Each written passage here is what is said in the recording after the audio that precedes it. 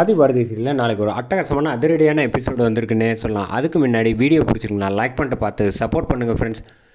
இந்த பக்கம் ஆதி வந்து மனசு கேட்கல பாரதி கிட்டேருந்து வந்து விலகி போகிறாப்புல போயிட்டு வந்து தமிழ் பக்கத்தில் உட்காந்து தலையை தடவி கொடுத்து படுத்து அங்கேயே அவங்க ரூம்லேயே தூங்கிடுறாங்க. இதை பார்த்தோன்னா பாரதிக்கு வந்து லைட்டாக சந்தேகம் வருது.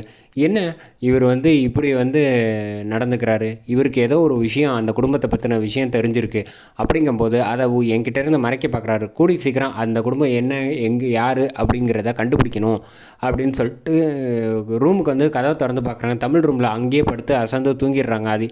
சரி அங்கே தூங்கட்டும், டிஸ்டர்ப் பண்ண வேணாம் அப்படின்னு சொல்லிட்டு வந்துடுறாங்க. அடுத்த நாள் காலையில் வந்து ஸ்கூலுக்கு கிளம்பி போகலான்ட்டு விடுறதுக்காக அவங்க பைக்கில் அழைச்சிட்டு போயிட்டுருக்காங்க. தமிழ் பாப்பாவை அழைச்சிட்டு பாரதி வந்து பைக்கில் வந்து போயிட்டுருக்காங்க. அந்த சமயத்தில் ஆதி வந்து ஆஃபீஸ்க்கு கிளம்பி போயிட்டுருக்காங்க காரில். ஆதிக்கு வந்து திடீர்னு பார்த்தா லைட்டாக வந்து படபடன்னு வருது. என்ன இது, ஏதோ ஒரு விஷயம் தப்பாக இருக்கிற மாதிரியே தோணுது, எனக்கு ஏன் இந்த மாதிரி திடீர்னு நடக்குது அப்படின்னு யோசிச்சுக்கிட்டு இருக்கப்போ காரில் வந்துட்டு இருக்கப்போ பார்த்தா தமிழும் சரி பாரதி வந்து பைக் ஓட்டிகிட்டு இருக்க பைக் வந்து ஸ்லிப் ஆகிடுது. யாரோ இடிச்சிடுறாங்க. இடித்தோடனே கீழே விழுந்துடுறாங்க. ரெண்டு பேரும் விழுந்ததை பார்த்துடுறாங்க. ஆதி அங்கேருந்து காரை இதனால தான் ரொம்ப பதட்டமாக இருந்தேனோ அப்படின்னு சொல்லிட்டு, அதிகமாக துடிச்சிச்சோ அப்படின்னு சொல்லிட்டு காரை நிப்பாட்டிட்டு இங்கே வேகமாக ஓடி வராங்க. ஆதி வந்தோன்னே உங்கள் ரெண்டு பேருக்கும் ஒன்றும் ஆகலைல்ல அப்படின்னு கையை பிடிச்சி பாரதியை தூக்குறாங்க.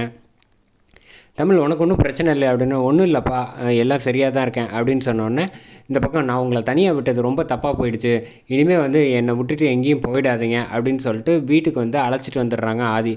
அழைச்சிட்டு வந்தோடனே வந்து இந்த பக்கம் கீழே விட்டுட்டு பாத்ரூமுக்கு போகிறாப்புல ஆதி. ரெஸ்ட் ரூமில் போயிட்டு வந்து கண்ணாடியை பார்த்து பேச ஆரம்பிக்கிறாங்க.